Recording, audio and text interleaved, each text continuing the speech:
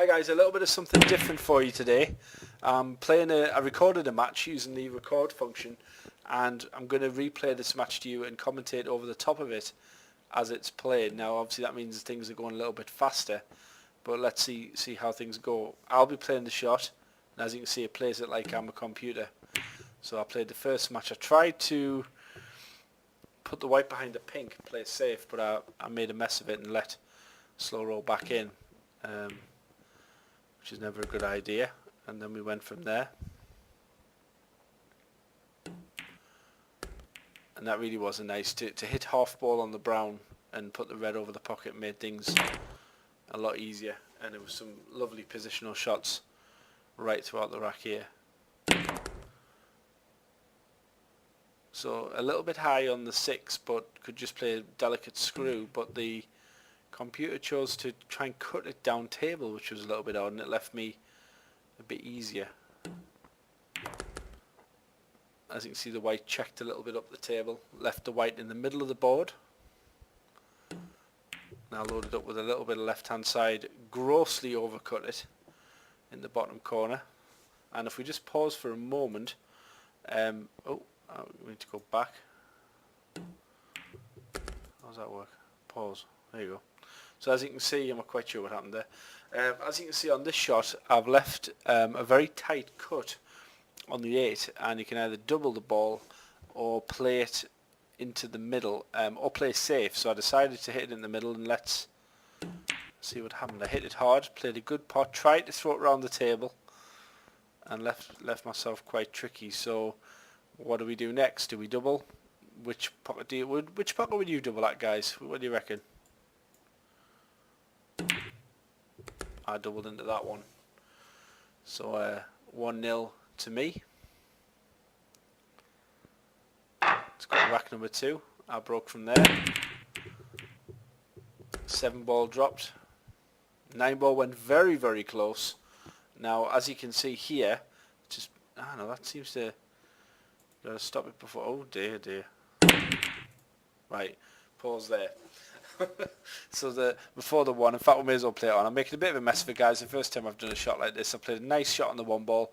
Didn't put left hand spin or right hand spin on like is my normal way. And obviously now we just want to play either backspin or top left to get the combo shot. And I played top left and played it nicely, leaving myself the combination shot to take a 2-0 lead.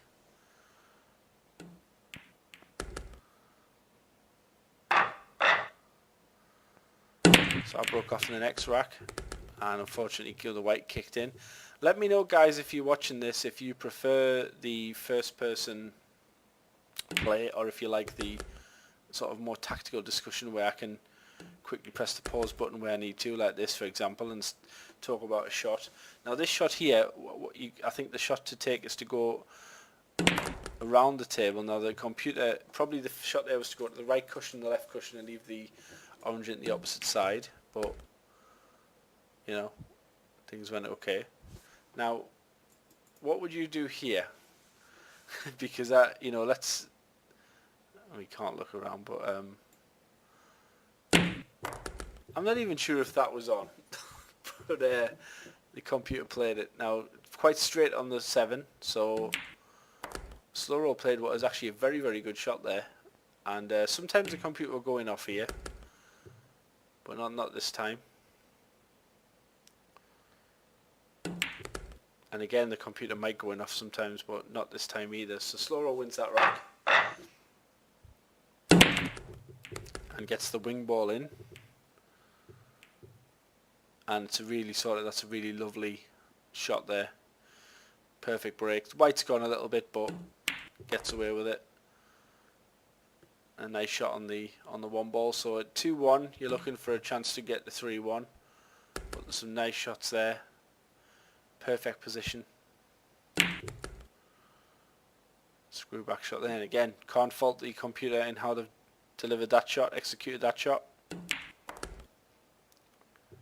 Avoids the middle bag. Leaves a perfect angle on the 7 to get down towards the 8.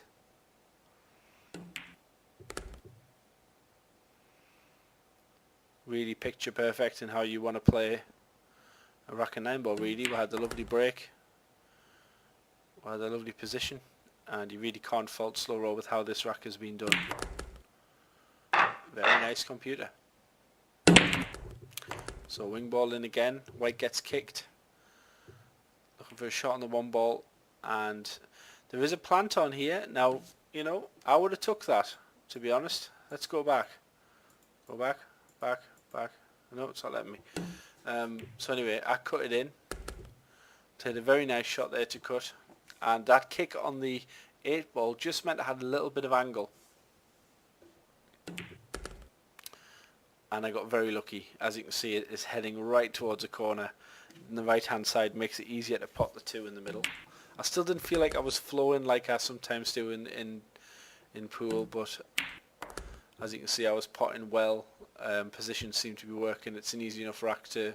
You can screw this one back, but I used the top spin with a little bit of left to stop the kick into the middle bag. And there's no need to play a screw back here. Top spin works perfectly, leaving yourself a very makeable 9 ball to take a 3-2 lead.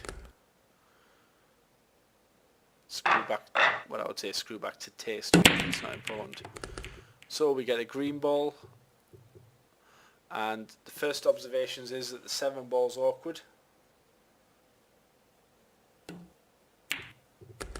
So I went a little bit out of position on this 2 ball, so I tried to kick it round the angles and took it right into the jaws, which was a bad mistake really. I should have potted it, but I wasn't even on the 3, so it was just an all-round poor effort. And slow roll hoofed this ball, and as you can see, landed very, very awkward. Now here it's important that you get the screw, but get the snooker, and you've got to make a decision where you want the red.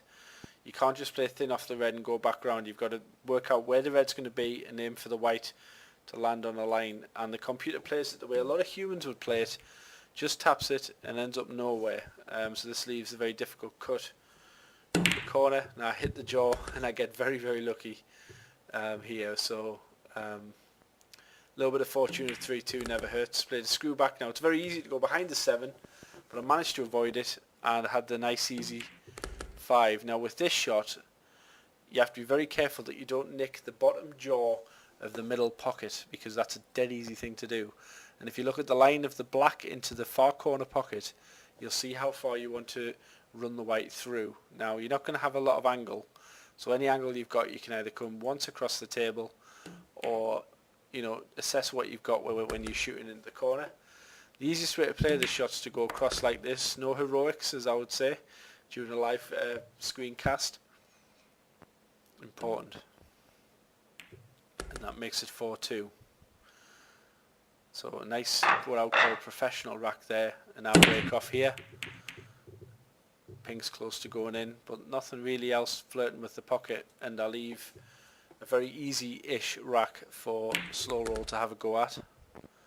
And you'd expect the computer to get down to, well, I think you'd probably expect most people to clear up here, but that was a very odd shot. Left a very, very difficult angle on the 3.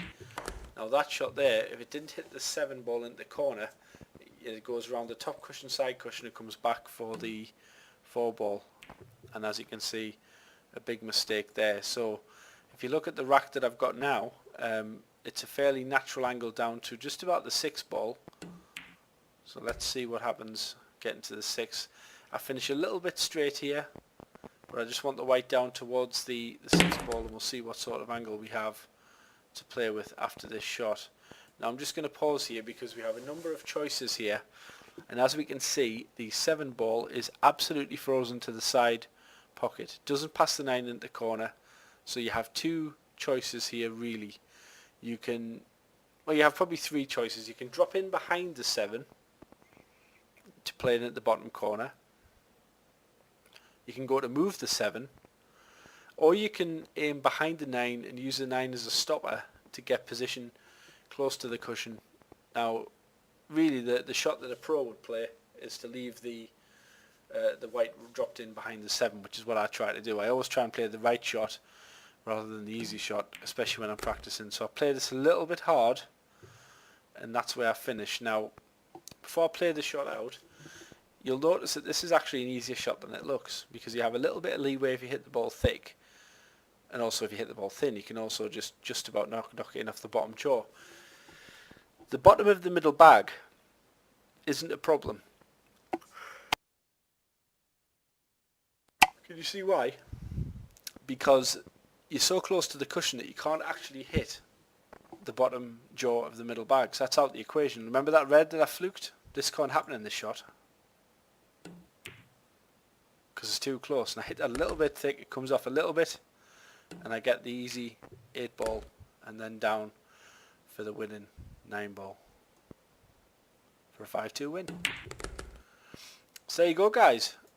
Thank you very much for watching that recording. Let me know if you prefer the overhead view to the first person view. I think I'll interchange, you know, especially with the black ball where it's a bit more technical, a bit more tactical. And if I have a good instructional game, I can pause as I go. Probably do a better job of every pause than I did in this video. But thanks for watching, guys. Check out runout.tv for more updates, and I'll see you again on the next video.